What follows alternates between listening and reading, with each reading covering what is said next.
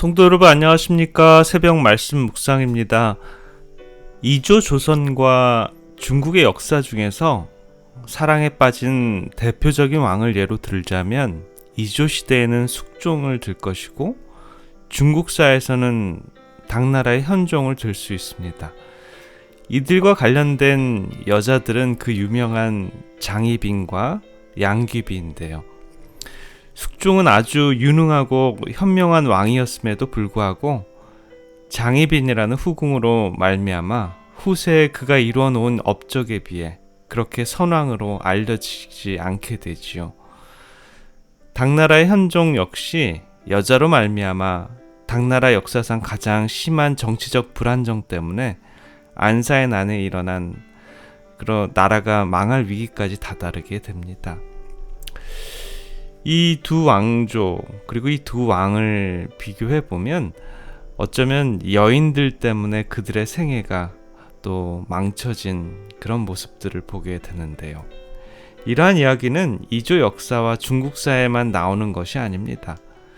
성경에도 여자들로 말미암아 왕조가 바뀌고 왕위가 찬탈되는 일들이 비일비재했습니다. 다윗 역시 위대한 왕이었지만 여자 때문에 엄청난 어려움을 당하고 왕위까지 그 아들에게 빼앗길 뻔했습니다. 우리는 여기서 다윗의 생애에 치명적이었던 이 다윗의 부인들을 한번 살펴보길 원하는데요. 다윗에게는 무려 9명의 부인이 있었고 21명의 아들과 1명의 딸이 있었습니다.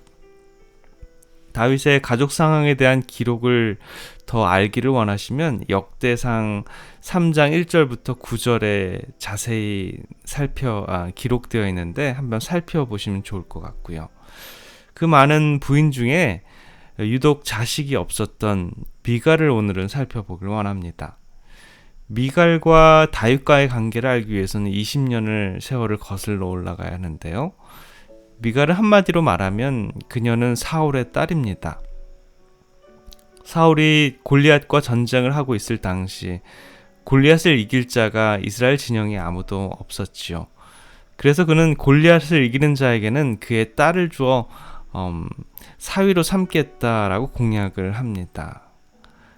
다윗은 골리앗을 물리치고 나자 다윗의 명성은 사울의 명성을 능가합니다.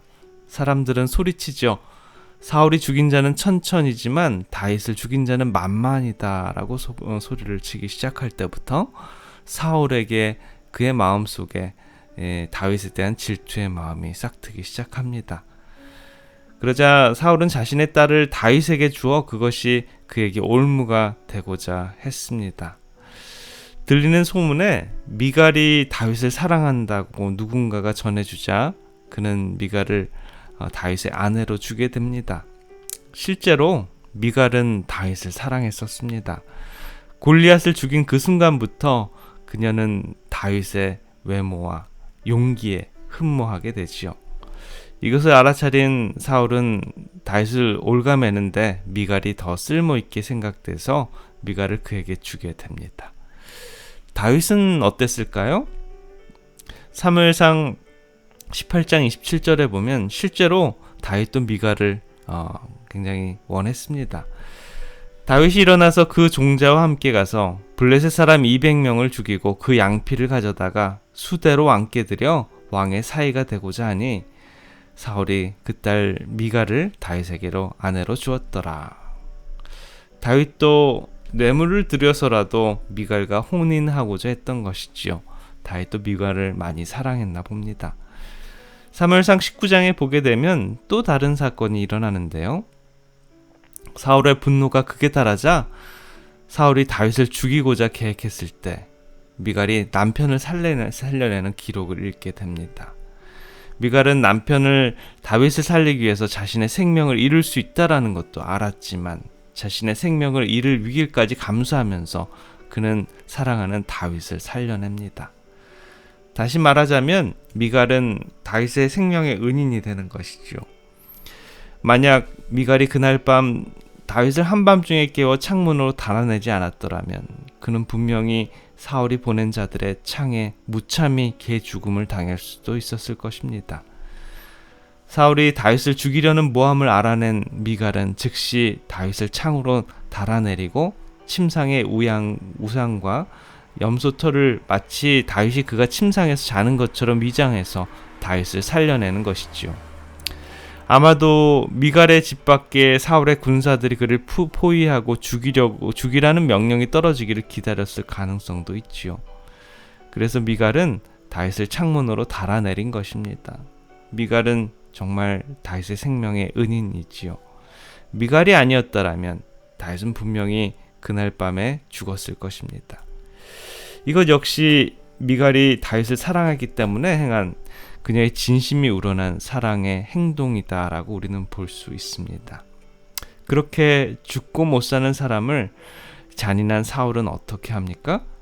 그의 딸 미갈을 다윗과 떨어놓기 위해서 일부러 갈림에 사는 라이스의 아들 발드에게 주었습니다. 다윗은 도망을 가고 들리는 소문에 다윗이 나발의 아내 아비가일과 아히노암을 아내로 맞아들이자마자 다윗은 즉시로 미갈을 발드에게 시집을 보냅니다. 우리는 사울을 잘 압니다. 그가 그렇게 한 이유는 분명히 자신의 딸의 처지가 난감하여 그렇게 한 것이 아님을 압니다. 왜냐하면 사울은 다른 사람을 배려할 인물이 아니죠. 그의 속셈은 분명히 다른 곳에 있었습니다. 미갈을 다른 사람에게 시집을 보내면 다윗이 미갈을 찾으러 올 줄로 알았다는 것이죠. 만약에 미갈이 다윗을 찾으러 오면 기회를 보아 그를 죽이고자 한 것이 그의 속셈이고 계산이었을 것입니다. 그러나 자신의 생명을 구해준 미갈이 강제로 시집을 갈 때 다윗은 미갈을 구하러 오지 않았습니다. 자신을 사랑하여 본인의 생명의 위험까지 느끼며 구해준 다윗이 미갈이 이제 공경에 빠졌을 때 그녀를 구하러 오지 않았던 것이죠. 어찌 보면 사랑의 배신같이 보입니다. 여자들에게 가장 중요한 것이 있다면 그것은 사랑의 배신입니다. 여자들이 모든 것은 다 참아도 사랑에 배신당하면 결코 참지 않습니다. 미갈은 여기서 사랑의 배신을 경험했던 것이지요. 사랑에 배신당하면 증오와 환멸을 느끼게 됩니다.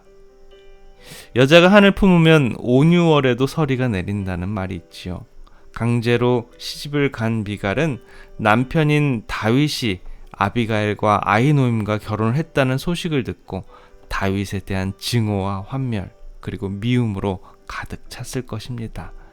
한때 그 사람을 사랑한 남자였기에 목숨을 다해 구해주었건만 자신이 위기에 처해 다른 사람에게 강제로 끌려 시집을 가는데 다윗에게는 아무런 소식이 없었던 것이죠.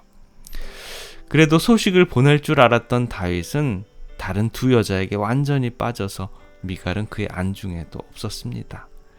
조강지처를 벌인 다윗의 생에 지울 수 없는 먹구름이 끼기 시작한 것이지요.